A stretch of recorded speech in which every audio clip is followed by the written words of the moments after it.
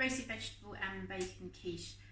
So I've got a tray of vegetables roasting, which I'll talk through in a moment, and I'm going to start off by making my shortcrust pastry. So I've got 175 grams of plain flour in my bowl and 85 grams of cold butter straight from the fridge, diced. I've also got some cold water and a tablespoon measure ready. So shortcrust pastry is exactly what it says. It is nice and short, so it should melt in the mouth when you eat it, so it shouldn't be kind of chewy and hard. You're going to use a technique called the rubbing in technique, so that's fingers and thumbs, and you work the fat through the fingers. It's important that the butter is cold so that it doesn't soften too quickly and melt, because you'll end up with a very soft pastry which is difficult to handle. It'll just fall to pieces. And it's also important that you've got nice cold hands as well, so if you happen to have quite hot sweaty hands, then run them under cold water and dry them before you start making your pastry. So you're going to work the fat through the flour until it gets to the point where it resembles breadcrumbs or a sandy texture. So take a couple of minutes to work through. Try and keep the palms of your hands as clean as possible, so you're not getting your whole hand in there and scrunching it together. If you're too heavy-handed with it, you'll work that fat in too quickly. So just keep working it through, nice and light, until it gets to a sandy or breadcrumb texture.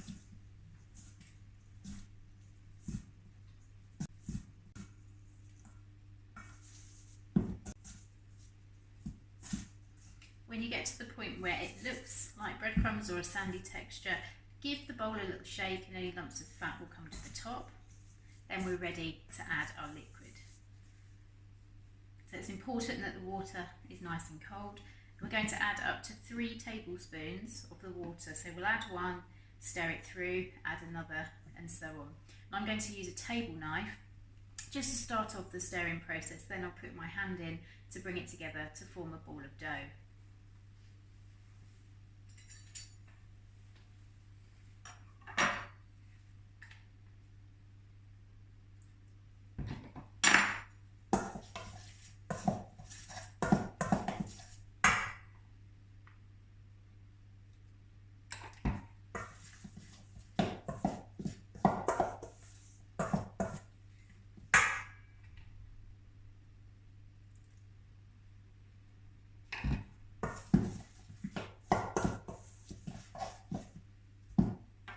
Going to put my hand in and then bring it together.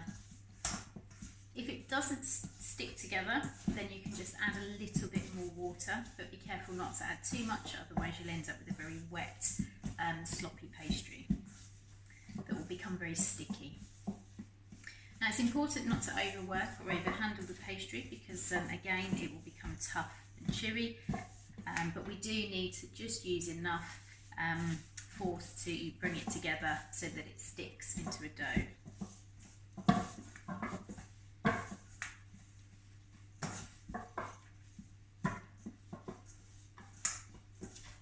It's much harder to make pastry on a very warm day. That's why pastry kitchens tend to work in cooler areas of the kitchen, and particularly on like marble or granite work surfaces. Okay. Once you get to the point where it's sticking together, just work it gently into a nice, neat shape.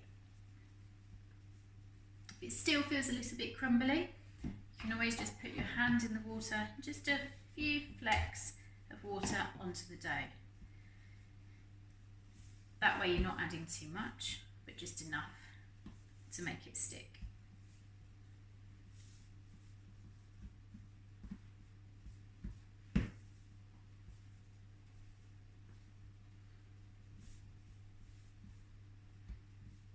Okay, now we're at the point where we need to let the dough rest, so we're going to wrap it up and pop it in the fridge or in a cooler area in the kitchen for about 30 minutes.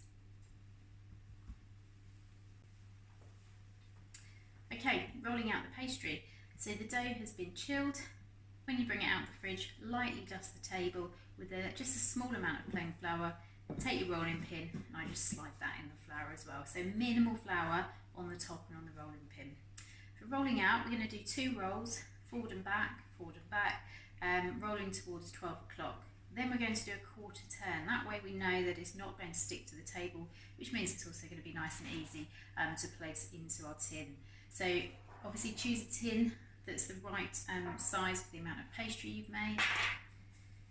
And for a quiche tin, we need to have the tin that's got a decent side to it, so that we've got enough room to have an edge to the pastry and get our filling in there. So 2 rolls, quarter turn. 2 rolls, quarter turn. Remember that our pastry is nice and pliable, so we can keep it into the shape that we need. So if you're rolling around, keep it round.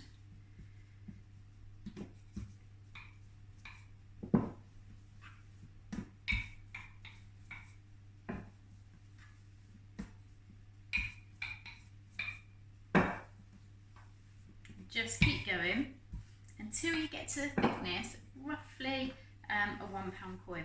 If it starts to stick, you can just sprinkle a little more flour underneath and then carry on.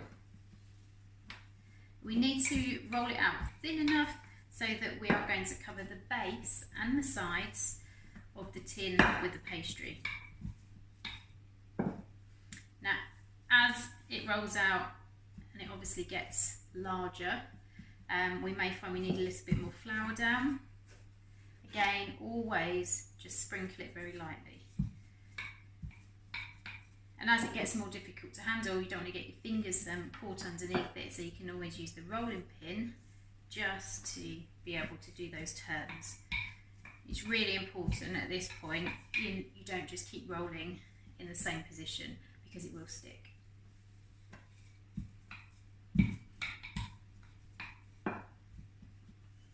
So when you get to the point where you think it is the right thickness and also you have enough pastry to fill your tin, then we can do a quick measure to see if it is going to fit the dish that you're popping it into.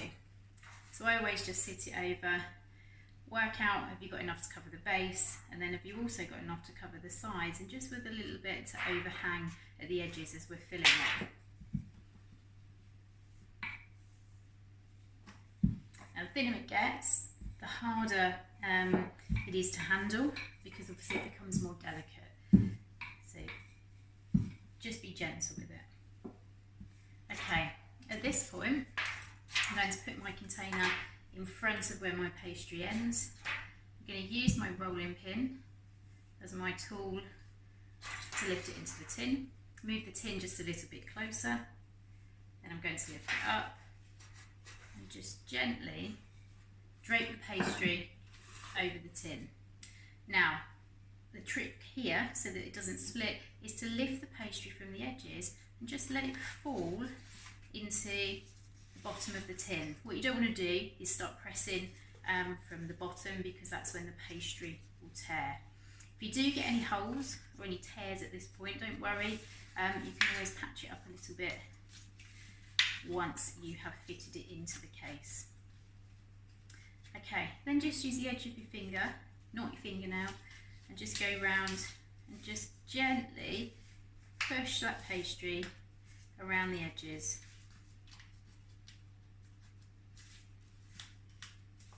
Don't worry yet if it doesn't look pretty and it's all different sizes around the edges. We're going to trim that off once we have got our filling in there.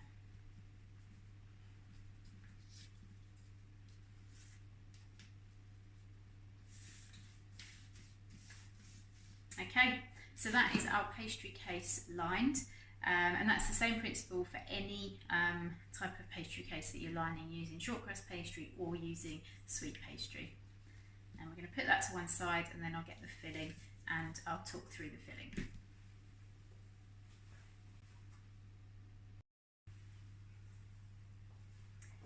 So once the quiche is lined with the pastry, you're going to take some greaseproof paper and some baking beans, because we're going to need to bake it blind. This is just to lightly cook the pastry so that it's not soggy when we add the filling into it, because if we don't bake it blind, Once the filling goes in, obviously it's very wet. Even though it will set when it cooks, it will still leave the pastry to be raw underneath. So it's important to do this. So sheets of greaseproof paper, screw it up, open it back out, and pop it into the pastry case. Oh, before we do that, take the fork and just do a few little marks at the bottom with the point of the fork. That's just to let any steam escape so the pastry doesn't try and rise up. Pop your greaseproof paper in, pop your baking beans in.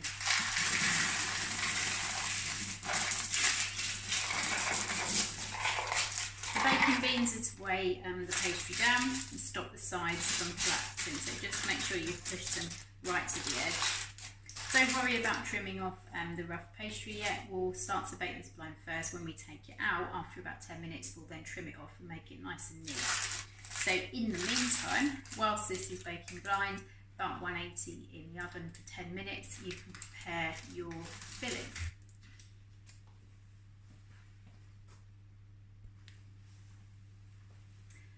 So my quiche has been in, pastry's been cooking for about 10 minutes. I'm going to take out the baking beans carefully because they're going to be really hot, and then I'm going to pop it back into the oven for about another 2 or 3 minutes just to seal the bottom.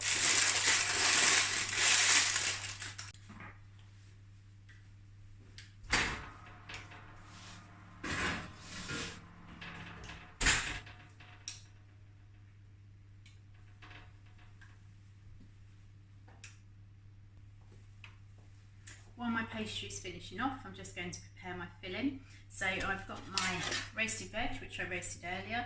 I've got a courgette, half a pepper, a whole onion, a little bit of garlic, and just some olive oil. I've got some bacon, which I pan fried so it's nice and crispy. There was about 5 rashers there, and I've just diced that up. Some basil, just because I've got a basil plant, so I'm going to put that in as well. I've got 250 millilitres of milk, 2 eggs that I've just cracked and beaten, and 125 grams of cheese. So to make my filling, I'm just going to add my eggs into my milk mixture, and then I'm going to season it, just with a little bit of salt and pepper.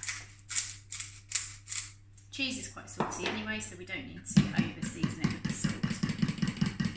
Give that a mix.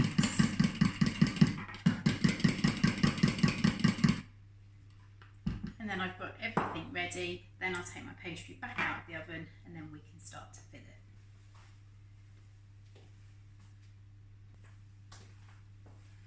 So the pastry's ready, and I'm going to put in my filling. So I'm going to put my vegetables in.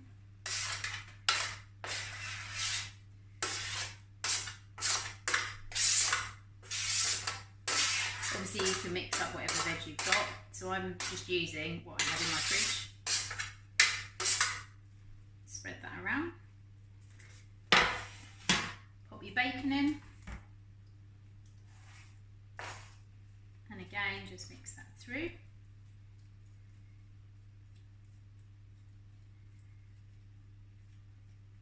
And then tear up your basil. Leave the stalk, don't want that to go in, just the leaves. You don't even need to chop it, you can just shred it.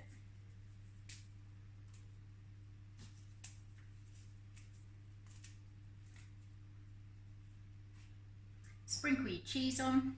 Obviously you can use any cheese. I've just got a medium cheddar here that I've grated, but you could use some feta in here along with some cheddar. Creamy cheeses like Wensleydale, they always work really well.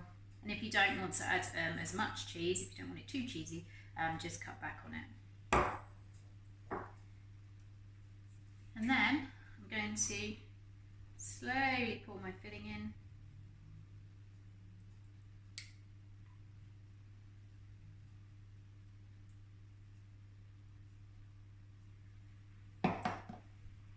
Just go around, make sure it's all covered. Then any bits that you've got overhanging, you can just go around, use the edge of your knife, just to carefully take them off.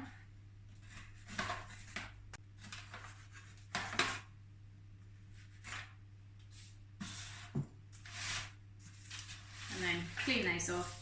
And then this is going to go back into the oven for around 30 minutes. You may find you need to drop the heat slightly, maybe down to 170, but 30 minutes in the oven, and you're waiting for the egg mixture to set. So if it still looks wobbly, then it's not cooked. You need to leave it cooking for a little bit longer. So I'm going to pop that into the oven now for 30 minutes, and then we'll come back.